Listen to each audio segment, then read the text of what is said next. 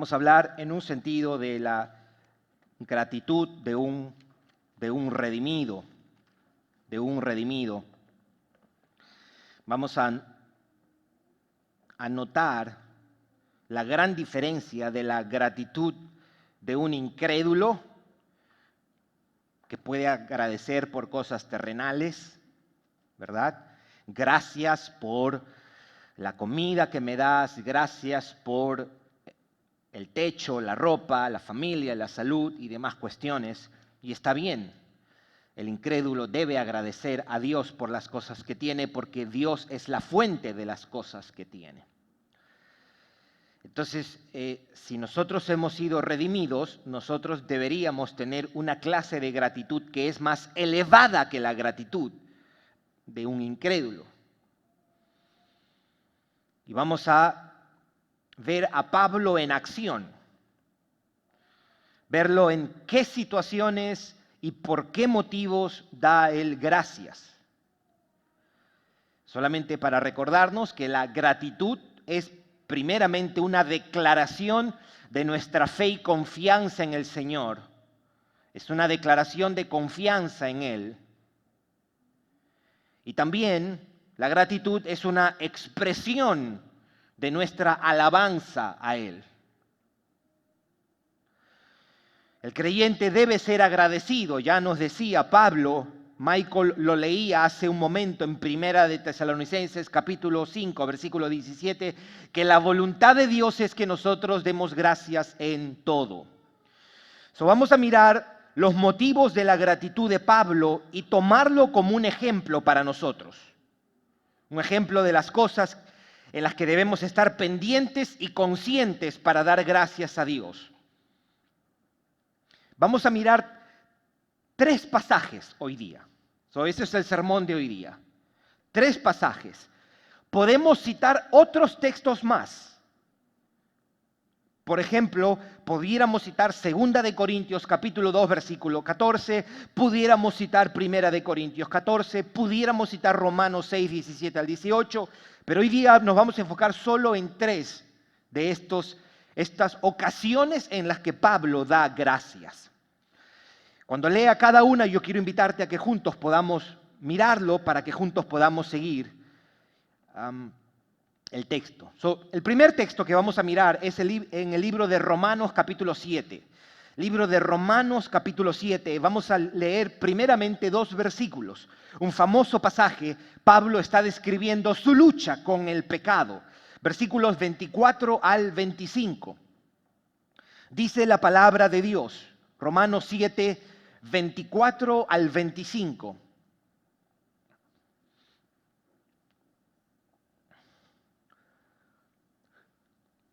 Miserable de mí, ¿quién me librará de este cuerpo de muerte? Gracias doy a Dios por Jesucristo, Señor nuestro.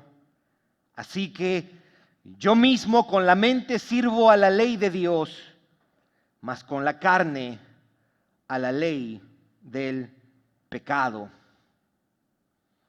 Si queremos subtitular esto, pudiéramos decir que Pablo da gracias a Dios cuando está considerando la lucha con su propio pecado. Ahora, para entender esta acción de gracias, debemos tener en cuenta lo que ha dicho antes. Quiero que vayamos al versículo, porque note que él está diciendo el versículo 25, gracias doy a Dios por Jesucristo. Leamos el versículo 18 de nuestro texto. Dice, y yo sé que en mí, esto es, en mi carne, no mora el bien. Porque el querer el bien está en mí, pero no el hacerlo. ¿Verdad? Porque no hago el bien que quiero, sino el mal que no quiero, eso hago. ¿Suena familiar? Espero.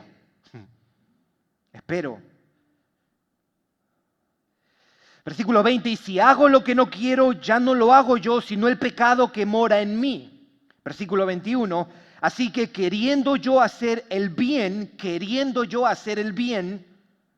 hallo esta ley, que el mal está en mí. Porque según el hombre interior, me deleito en la ley de Dios. Pero veo otra ley en mis miembros que se rebela contra la ley de mi mente. ¿No es esto descriptivo de lo que nos pasa a los creyentes? Y que me lleva cautivo a la ley del pecado que está en mis miembros. Versículo 24, miserable de mí. Miserable de mí. ¿Quién me librará de este cuerpo de muerte?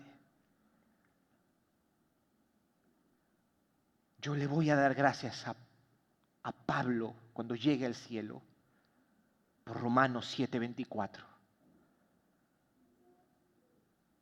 Y le voy a decir, Pablo, la sacaste del parque con ese versículo, porque eso me da esperanza. ¿Quién me librará de este cuerpo de muerte? Aquí, cuando Pablo está confesando su lucha con el pecado, reconociendo su frustración por hacer lo opuesto a lo que él mismo quiere, confiesa él su indignación por fallar y ofenderle a Dios. Y él resume esa sensación y esa lucha con el pecado diciendo dos cosas en este pasaje.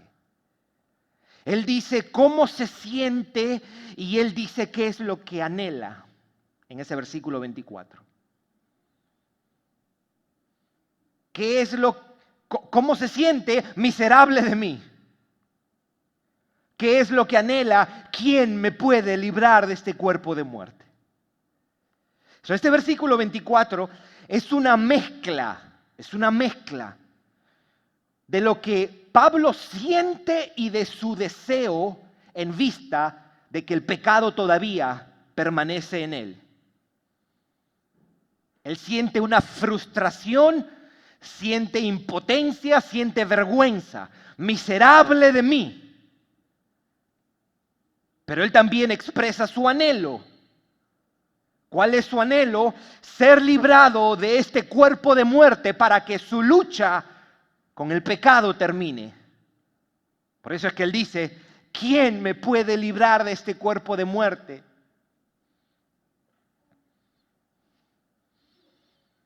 Es decir, su deseo es no tener que luchar más con su pecado. Y eso será posible cuando él sea librado de ese cuerpo de muerte o su viejo hombre o su vieja naturaleza que en ocasiones lo gobierna, lo domina y lo maneja.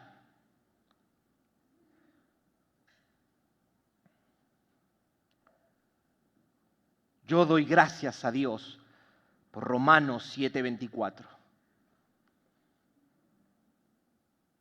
Esto es algo que un incrédulo no tiene idea. Y cuando él está considerando eso, entonces dice, gracias doy a Dios por Jesucristo, Señor nuestro. Así que yo mismo con la mente sirvo a la ley de Dios, mas con la carne a la ley del pecado. Él está describiendo esta lucha. En su interior él quiere agradar a Dios, pero en su carne veo otra cosa. Ahora, ¿a qué se estaría refiriendo? Pudiéramos ser generales y decir, él da gracias a Dios en su lucha por el pecado porque tiene a Cristo. Y eso es correcto, pero yo quiero invitarte a pensar y llenar un poquito esa idea de por qué Pablo dice o a qué se refiere él. Gracias doy a Dios por Jesucristo. La razón por la cual Pablo agradece a Dios es por Jesucristo, a causa de Jesucristo. ¿Y qué es lo que pudiéramos hacer para ver que puede estar en la mente de Pablo es darle o tomar en cuenta algunas cosas que él ha dicho en el capítulo 8. Recuerde que la división de capítulos no la hizo Pablo. Pablo continúa escribiendo y sigue hablando, en algún sentido hay una continuación o hay una secuencia de lo que él está hablando. En el capítulo 8 encontramos en qué sentido y por qué razón Pablo da gracias a Dios por Cristo. Son tres cosas quiero decir. Primero, porque Cristo llevó la condena de todo su pecado. Note cómo Pablo piensa.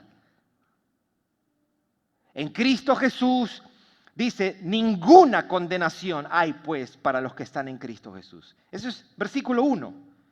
En realidad, si el capítulo 7 del libro de Romanos incluiría todo lo 8, el versículo 1 del capítulo 8 sería el versículo 26 del capítulo 7. Es una continuación. ¿Qué está diciendo Pablo? Es, gracias por Cristo que murió por mí en la cruz para castigar toda mi maldad. Por eso ahora no hay condenación. Mis hermanos, eso es un aliciente, eso es un descanso, reposo para alguien que lucha, que llora, que se entristece, que se frustra y se avergüenza por su pecado.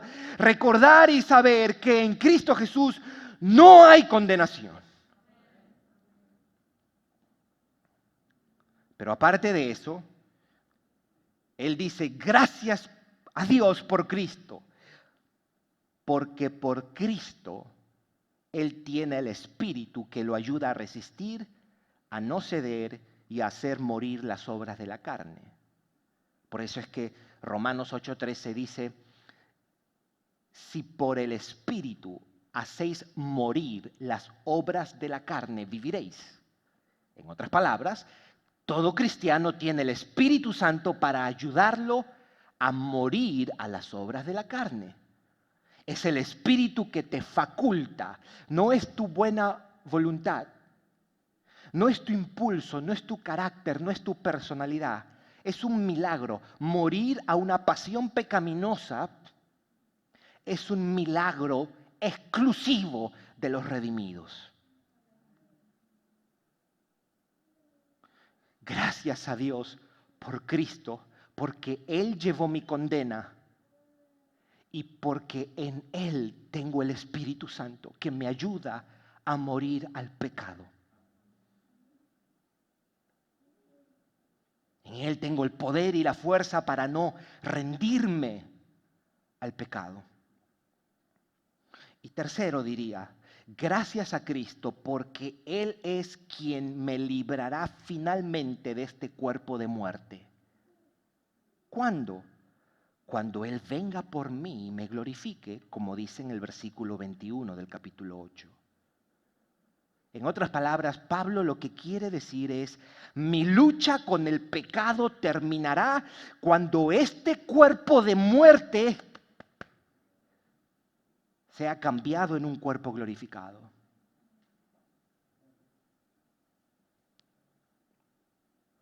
Esta lucha no es eterna.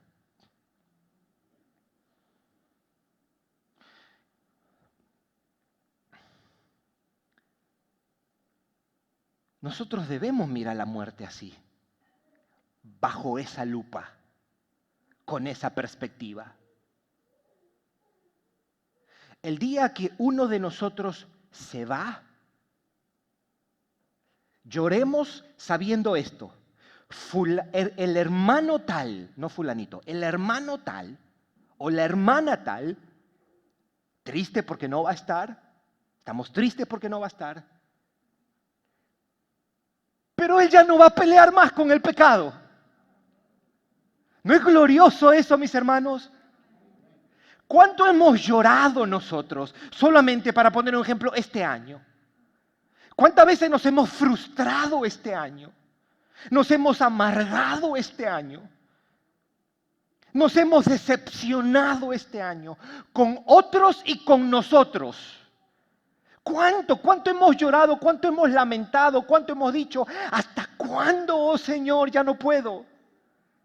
El día que nos vamos, esa lucha será una pequeña nota a pie de página de todos los tomos de la eternidad. No vamos a llorar más.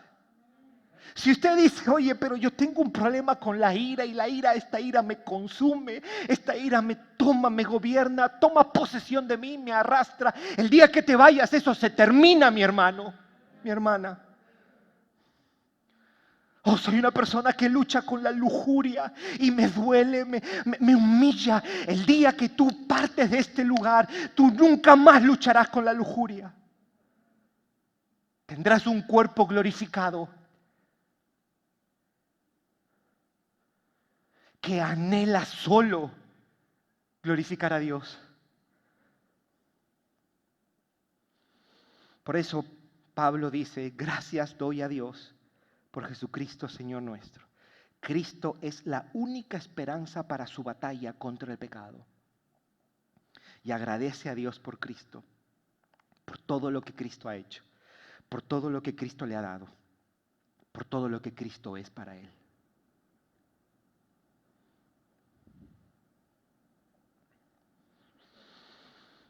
Esto me alienta, mis hermanos. Esto es esperanza. Aquí entramos, con esto tenemos el corazón de lo que tiene el cristianismo para ofrecer a este mundo caído. Hay perdón de pecados. Qué esperanzador para ese hombre o esa mujer que reincide en un pecado y siente que no puede vencerlo, saber que su Señor en la cruz del Calvario pagó para que nosotros no tuviéramos que pagar esa condena.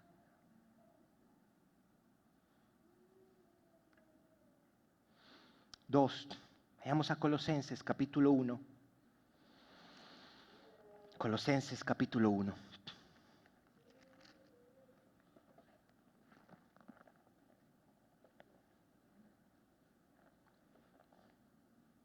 Versículos 3 al versículo 5.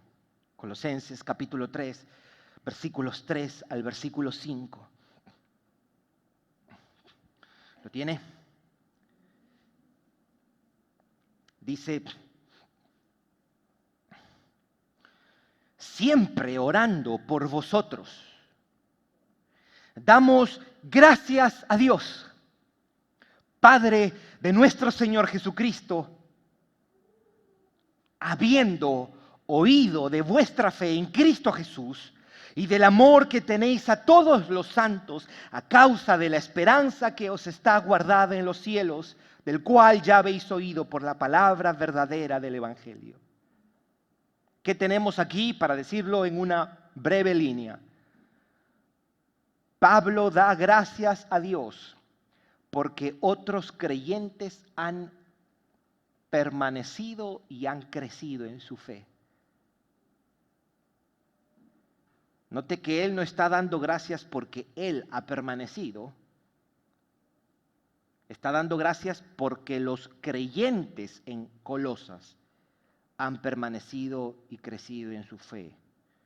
O sea, él está orando, ¿verdad? Versículos 3 en adelante es una oración y esa oración contiene una acción de gracias. Y él expresa su gratitud a Dios porque ha oído de la fe en Cristo de estos creyentes, por el amor que tienen por sus hermanos y por la esperanza en los cielos. Pablo medita en cómo estos hermanos de Colosas muestran su fe en Cristo, y la evidencia de eso es que han mostrado amor el uno por el otro. Pablo se alegra por el crecimiento y la madurez de los creyentes en esta ciudad. Él se goza por la fidelidad de estos hermanos y da gracias a Dios por eso. Es como que él está diciendo, gracias Dios por tu obra en otros hermanos. Y yo, pensando en esto, yo creo que esta acción de gracias que hace Pablo debe hacernos reflexionar un poco. Reflexionar un poco. ¿Cuánto celebramos el crecimiento en la fe, la madurez de nuestros hermanos?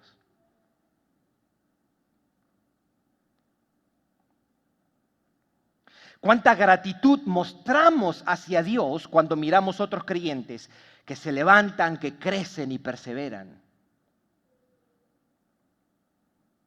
Esto es un modelo para nosotros, de que nuestras oraciones también deben incluir acción de gracias por nuestros hermanos cuando están fuertes y firmes en la fe.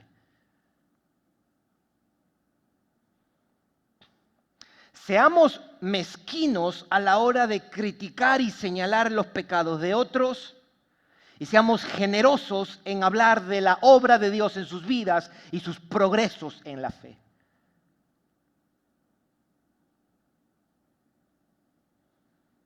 Dios recibe mucha gloria cuando le damos gracias por su obra en otros creyentes. Cuando nos alegramos de que otros estén fuertes y firmes en el Señor. Cuando celebramos y damos gracias al Señor porque nuestros hermanos hacen progresos en la fe, eso glorifica a Dios, mis hermanos. Y Pablo daba gracias. Note lo que está haciendo Pablo aquí. Pablo está diciendo, Señor, si Pablo fuese un hermano de esta congregación o un pastor de esta congregación, él diría, Señor, te doy gracias por la fe de Amílcar, de Germain, de Ferney, por la fe de Michael, por la fe de Stephanie, por la fe de Diana, por la fe de Kevin, por la fe de Christian. Oh, gracias porque lo he visto crecer o lo he visto perseverar en un tiempo difícil en su vida, Señor. Gracias, Padre. Pablo encontraba razones para dar gracias a Dios en las cosas que muchos cristianos no encontramos. Este hombre decía, espérate un ratito, voy a dar gracias. ¿Por qué? Porque te ha dado mucho. No, espérate un ratito, mira esto. Mira estos hermanos cómo han perseverado. ¡Wow! 3, y con esto termino. 1 Timoteo. 1 Timoteo.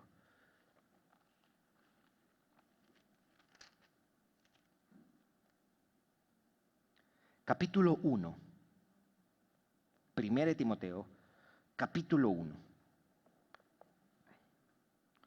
Versículos 12 al 14.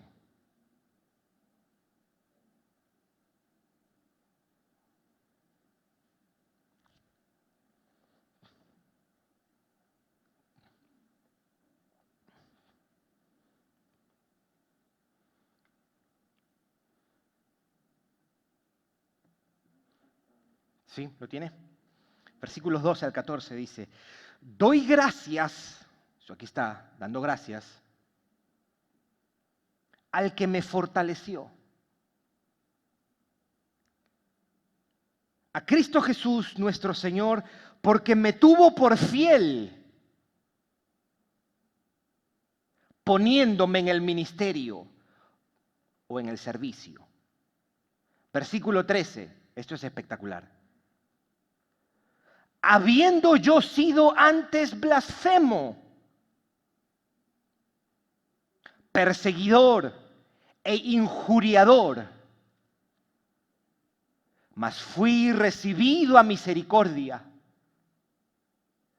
porque lo hice por ignorancia en incredulidad. Esto debo aclarar algo. Esto no es, él no está minimizando su pecado pasado. Cuando él dice, lo hice, alguien pudiera decir, oh, Pablo se está justificando porque dice que él no sabía lo que estaba haciendo. No, lo que él está diciendo aquí es por una ignorancia incrédula. Él se está acusando. Él está diciendo, ¿sabe por qué vivía así? Porque era un ignorante, porque era un incrédulo. ¿Entiéndela? Alguien pudiera leer esto y decir, oh, él está tratando de mitigar un poquito de que, oye, él vivió así porque él no sabía. No, él se está acusando. Él está diciendo, yo era un incrédulo. Versículo 14. Pero la gracia de nuestro Señor fue más abundante con la fe y el amor que es en Cristo Jesús. Lo quiero repetir otra vez, versículo 12, 13 y 14. Doy gracias al que me fortaleció. a Cristo Jesús nuestro Señor, porque me tuvo por fiel poniéndome en el ministerio, habiendo yo sido antes blasfemo, perseguidor e injuriador, mas fui recibido a misericordia, porque lo hice por ignorancia, en incredulidad, pero la gracia de nuestro Señor fue más abundante con la fe y el amor que es en Cristo Jesús.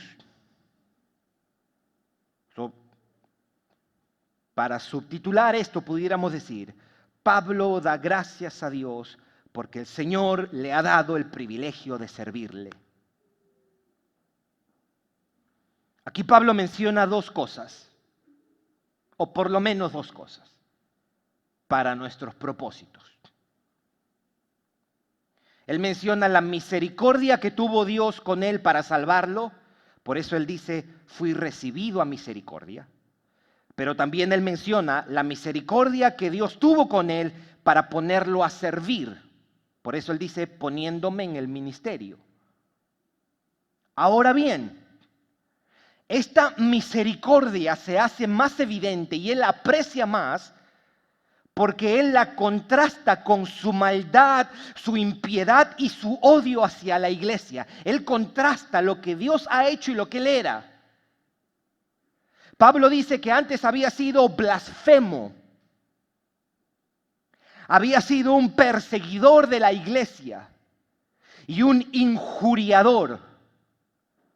Si usted tiene ESV, la traducción dice un oponente insolente, an insolent opponent, o un agresor. Y Pablo está tan consciente de eso, de lo que él era, que cuando piensen que Dios lo llamó a servir, él no deja de conmoverse. Es como que él estuviera diciéndonos esto: su gracia fue mayor que mi pecado, su gracia fue más que mi impiedad, su gracia fue mayor que mi incredulidad, que no solo me salvó, sino que para colmo me estimó como fiel. O sea, Pablo no superaba la realidad de pensar de que Dios lo tenía a él por fiel.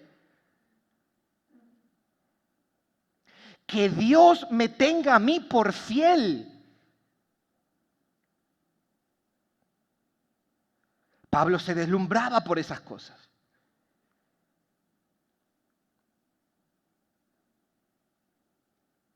Es más, me tuvo por fiel y me puso a servir.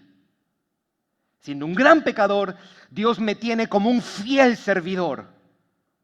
Eso es misericordia. Y por eso Pablo le da gracias al Señor.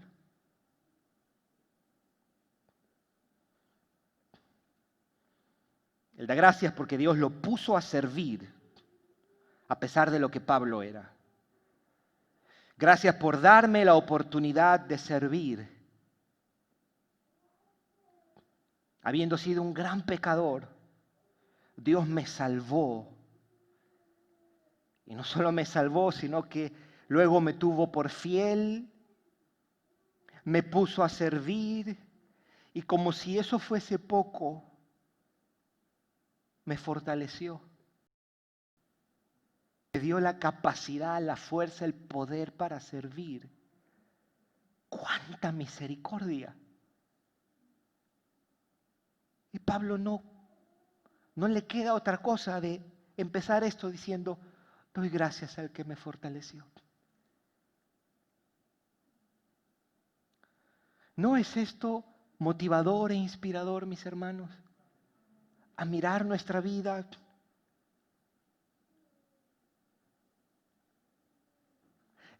¿No nos daría esta conciencia una clase de servicio que está libre de excusas? ¿O libre de quejas? ¿O libre de expectativas de ser reconocido? Yo te hago la pregunta, mi hermano, mi hermana.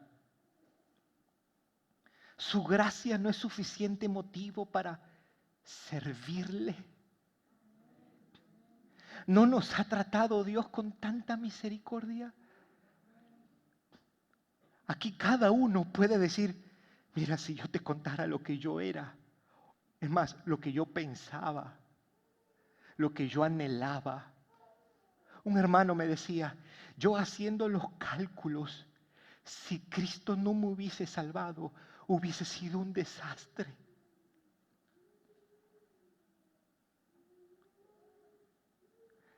Cristo tuvo compasión de nosotros. Lo vil del mundo.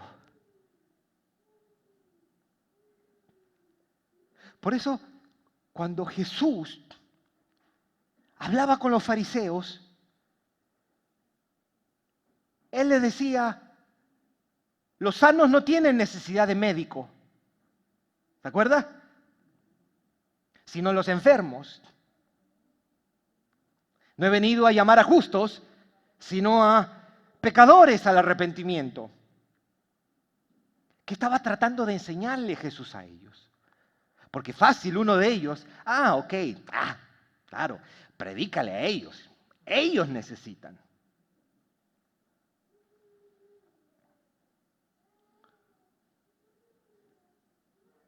Es más,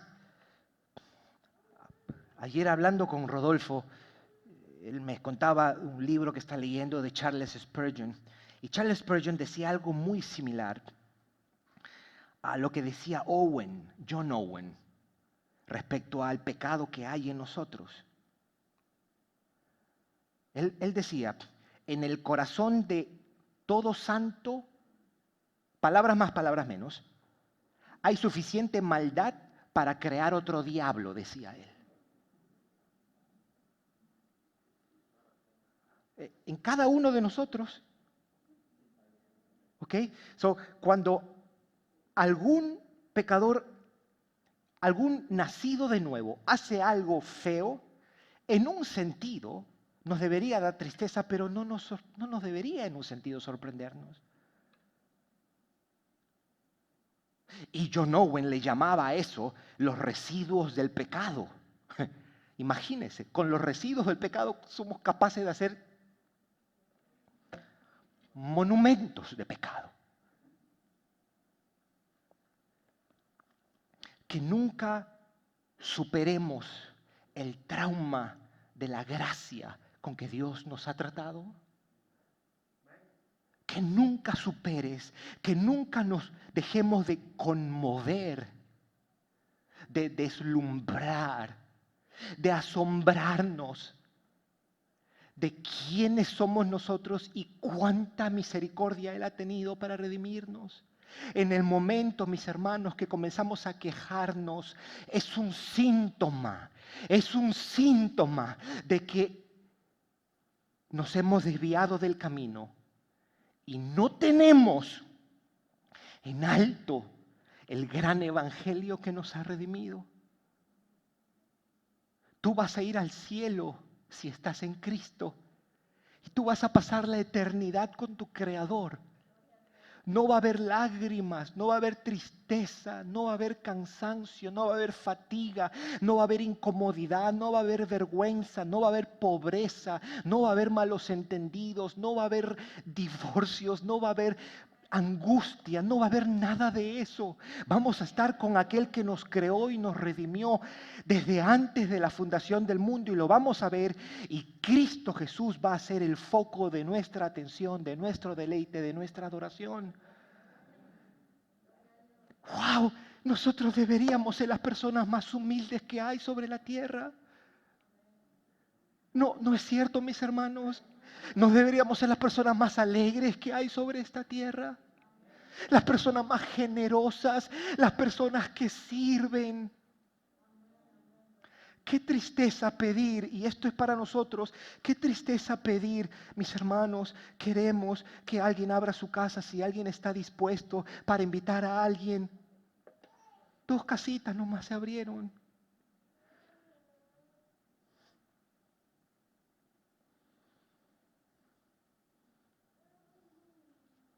Los anfitriones están constantemente tratando de buscar. ¿Por qué? Porque hay personas que no quieren servir. Y cuando les pedimos, dicen, bueno, pero ya no abuses. Entonces, no, ¿El diablo se tomaba break con nosotros? No, nosotros pecábamos constantemente. Éramos esclavos del pecado. Mis hermanos, Dios nos ha tratado con tanta misericordia que la respuesta apropiada, lo mínimo que deberíamos hacer es darle nuestra vida entera a Dios. ¿No dice eso Romanos 12, 1 al 2? Por las misericordias de Dios os ruego, hermanos, que presentéis un poquito de sus cuerpos en sacrificio vivo, ¿dice eso? No, dice, presentéis vuestros cuerpos en 3/4, 75%, 85%, no, en sacrificio vivo, vuestros cuerpos en sacrificio vivo. A Dios nuestra vida debe ser entregada, mis hermanos. No podemos vivir como si todo este mundo tiene que ver con mi familia. De 9 a 5 trabajo y después de las 5 que nadie me moleste. Eso no es cristianismo, mis hermanos. Yo no he venido para ser servido. ¿Quién dijo eso? ¿Quién dijo eso? ¿Quién es ese? ¿Es tu Salvador? ¿Esa persona es tu Salvador? Yo no he venido para ser servido, yo he venido para servir y para dar mi vida en rescate por muchos.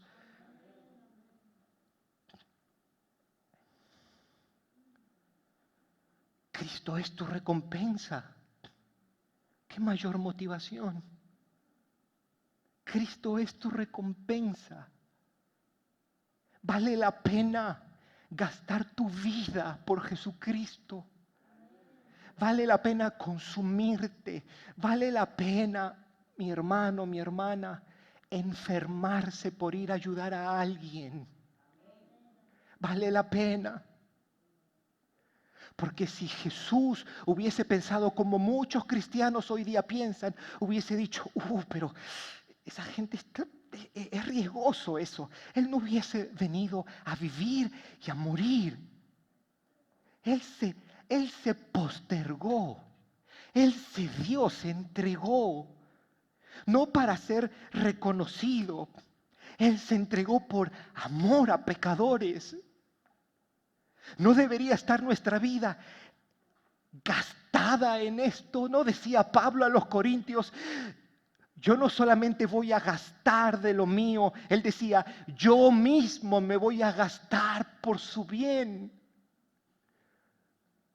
El cristiano debería vivir entregado de lunes a lunes, su vida, su tiempo entregado para la causa de Dios, para el reino de los cielos, para el evangelio, para la iglesia, para la gran comisión.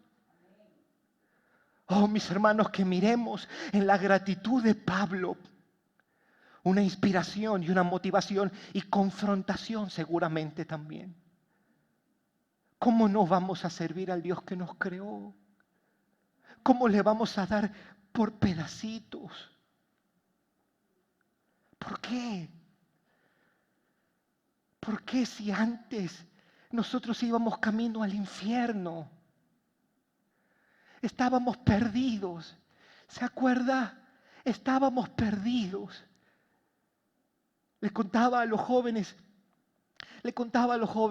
este domingo, a un grupo de jóvenes este domingo, que cuando yo tenía 19 años tuve un accidente en Nueva York. Y yo pude haber demandado a la ciudad, y la ciudad, ellos no iban a corte, ellos daban una compensación. $2 millones, una demanda a la ciudad. $2 millones, me dijo la abogada. El error mío, en un sentido, fue que yo no hice un reporte del accidente que tuve en el tren. Y no quedó ninguna constancia. A la abogada le faltó decirme, usted es una bestia. Y me dijo, tú has perdido $2 millones. Pero mirando hacia atrás, uno mira y dice, imagínate, con 19 años, soltero, sin Cristo, y con $2 millones.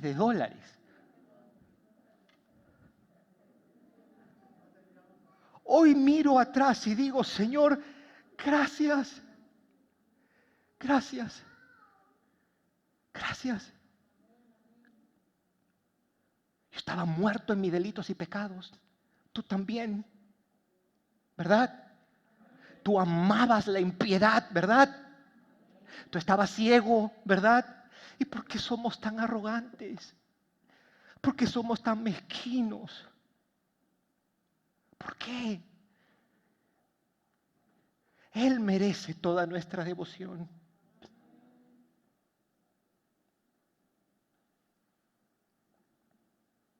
La Madre Teresa de Calcuta creía muchas cosas que estaban erradas.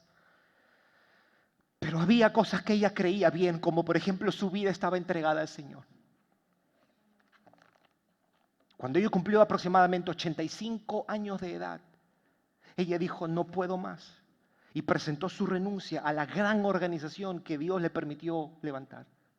Y él habló con el board de la organización y le dijo, hasta aquí no más.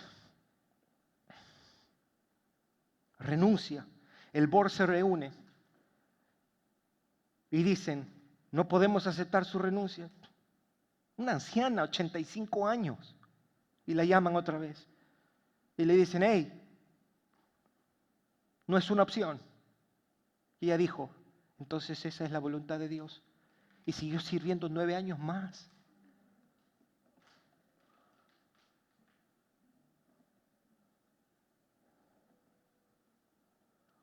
¿Por qué un pastor se tiene que estar parando para motivar todos los domingos? ¿Por qué nos preguntamos todos los domingos, oye, fulanito, fulanita no vino? Sí, está en su casa mirando el servicio, en pijama. ¿Por qué hay amados hermanos en este lugar que tienen 7 años y no se involucran en el servicio de la iglesia?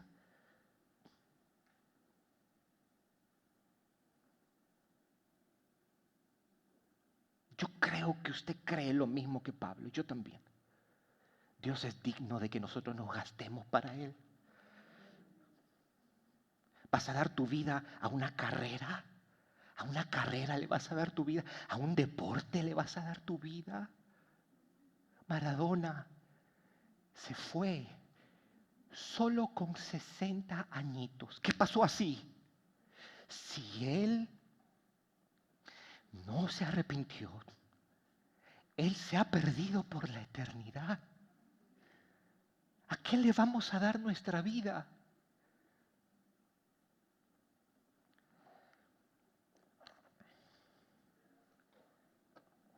Servir es un privilegio.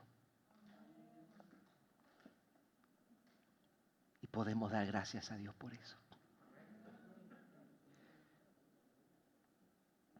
En estos 60 meses que nosotros hemos pasado en este lugar, yo creo que podemos tomar el ejemplo del apóstol Pablo y podemos decir, gracias por la fe en Cristo Jesús de muchos hermanos en este lugar, por la perseverancia de muchos de ellos.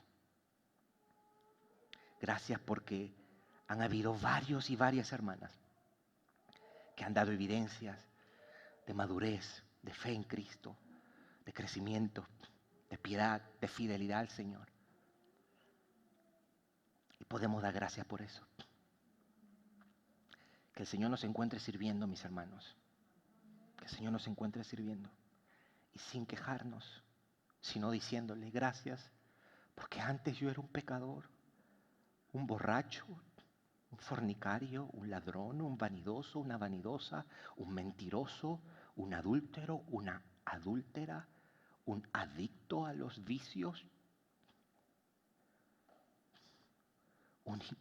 un ignorante y arrogante, iracundo, camino al infierno. Pero tuviste misericordia de mí. ¡Wow! Jesucristo es la persona más preciosa. ¿Cómo no amar a Jesucristo? ¿Cómo no amar a Jesucristo? ¿Cómo no darle nuestra vida, nuestro tiempo? Pablo Neruda escribe un poema que se llama El amor. Y él en el poema dice, te amo, dice, con la ambivalencia de mi alma y con la incoherencia de mis actos. Con la ambivalencia de mi alma y la incoherencia de mis actos. Nuestro amor por Dios va a ser así, ambivalente e incoherente muchas veces. pero que sea esa la dirección de nuestra vida, servirle. Mi hermano que está en una edad de anciano, no vaya a creer la mentira del retiro. En el reino de los cielos nadie se retira. Jovencito, jovencita, no vayas a pensar que servir y estar apasionados por Dios es para cuando tú pasas de los 30 y comienzas a tener hijos. No, es tu vida ahora. La mejor vida que tú puedes vivir es la que está entregada a Jesucristo. El resto es un desperdicio y es un engaño, una mentira. Vamos a orar.